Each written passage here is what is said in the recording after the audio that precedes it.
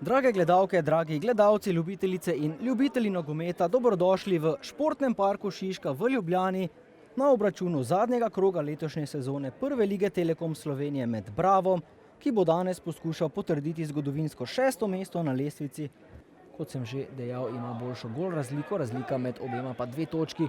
Nov napad pa za Rudar, po levi strani precej prostora se je tam ponujalo. Panadić je utekal na koncu, vendar le do strela gostje. V 5 minutah nevarnejši nogometaši iz Velenja, ki lovijo prvo zmago to sezono. Dobra podaja iz kota in gol za Rudar. Nespreten je bil tam Vekić pri tej žogi in Rudar po tem manjšem pritisku v zadnjih 4-5 minutah po 3 zapravljenih priložnostih po podaji iz kota preko Adama Vošnjaka prihaja do vodstva.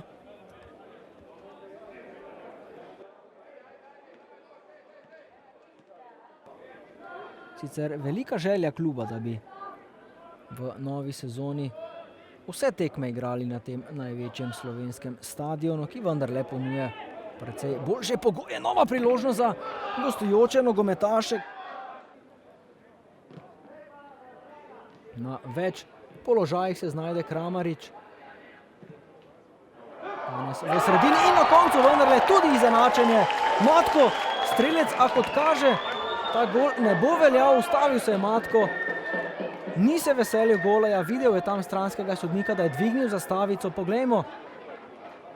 2 gola Brezića posem v samem zaključku in Maribor je bil prvak. Medtem Bravo do priložnosti, Mensah na odbito žogo in obakrat se je izkazal Matej Radan, res.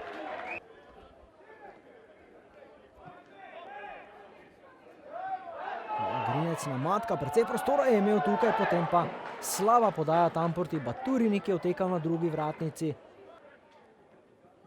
Še nekaj minut morajo zdržati. Bravo danes res ni deloval najbolje. Videli smo precej boljših predstav Brava to sezono. Zdaj Mensah po levi strani in gol Mensaha. Znova ni zdržala obramba Velenčanov.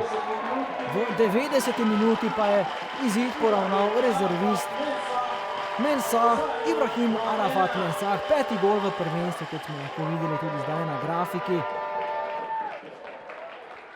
In ravno to, kar sem govoril, da se je nekajkrat to sezono že zgodilo Rudarju, se jim je zgodilo tudi tukaj v Žaku.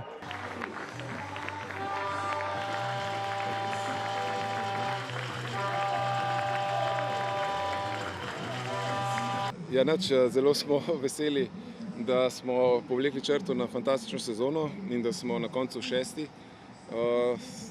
Mislim, zahvaliti se moramo vsem našim igralcem v prvi vrsti, ker so pokazali velik napredek. Klubu, naši zgodbi, jaz sem moji ženi zahvalil, pa Uli. Tako, kako se ti navijala? Daj pokaži. Tako, ker imamo najboljše navijače. Kaj dosti o tekmi ne bi govoril, ker je danes v bistvu spet odločilo srce, da smo na koncu ostali neporaženi in si tudi matematično zagotovili 6. mesto. Tako bom rekel, tako blizu, pa zopet tako daleč. Po eni strani hvala Bogu, da je konec sezone in da se pripravimo pač za naslednji del prvenstva. Zelo kratko obdobje bo, tako da moramo zelo hitro odreagirati.